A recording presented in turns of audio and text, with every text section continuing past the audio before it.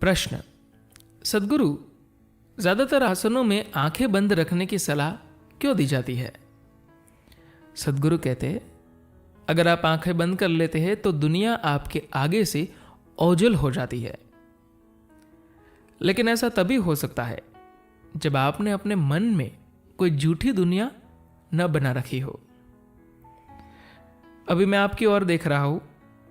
अगर मैं अपनी आंखें बंद कर लूं तो आप मेरे लिए कहीं भी नहीं हैं।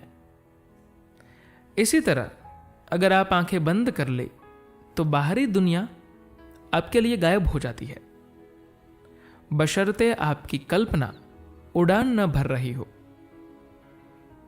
जब आप आसन करते हैं तो आप हर चीज को अंदर की ओर करना चाहते हैं, सब कुछ अंदर की ओर हो। इसका एक तरीका यह है कि आप अपनी आंखें बंद कर लें। जब आप कोई बहुत अच्छी चीज खाते हैं, जब आपको बेहद कष्ट होता है, जब आपको कोई बहुत अच्छी चीज मिलती है, जब आप वाकई किसी चीज के अनुभव को लेना चाहते हैं, तो आप अपनी आंखें बंद कर लेते हैं। जब भी आप किसी चीज के अनुभव को लेना चाहते हैं तो यह स्वाभाविक रूप से होता है। पांचों इंद्रियों में आपकी दृष्टि बाहरी चीजों में सबसे ज्यादा उलझी रहती है।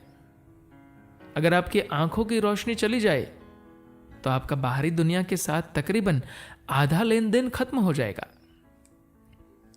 बाकी की चार इंद्रियां गंध, स्पर्श, स्वाद और श्रवण मिलकर बाकी के 50% हिस्से के बराबर होती है।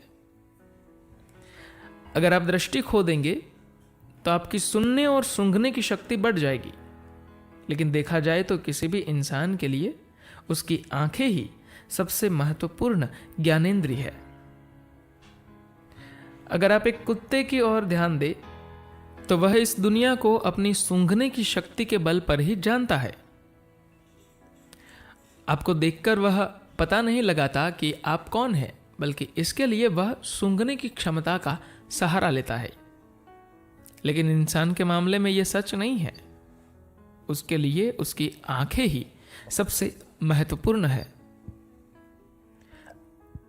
अगर आंखें बंद हो गई तो उसके लिए बाहरी दुनिया की लगभग 50% चीजों की कोई मायने ही नहीं है।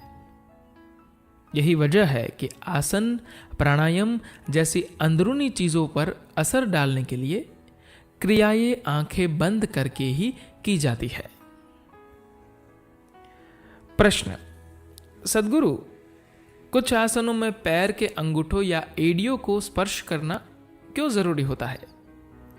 सद्गुरु कहते हैं, जब आप आगे की ओर झुकते हैं तो आपकी एड़ियों को हमेशा स्पर्श करना चाहिए, क्योंकि मूलाधार कसकर बंद होना जरूरी है। आगे की ओर झुकने में मूलाधार की ओर एक प्राकृतिक गति होती है जिसे हम रोक कर रखना चाहते हैं। एक तरह से देखें तो पैर का तलवा हमारे पूरे शरीर की एक छोटी सी अभिव्यक्ति होती है। अगर पैर के दोनों अंगूठे स्पर्श करने लगे तो पूरा शरीर ही अलग तरह से काम करने लगता है।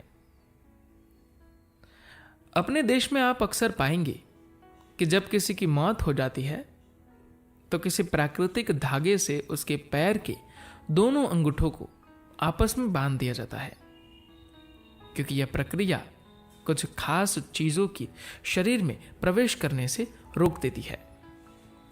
आपको हमेशा यह पता होना चाहिए कि आप कैसे वातावरण में हैं।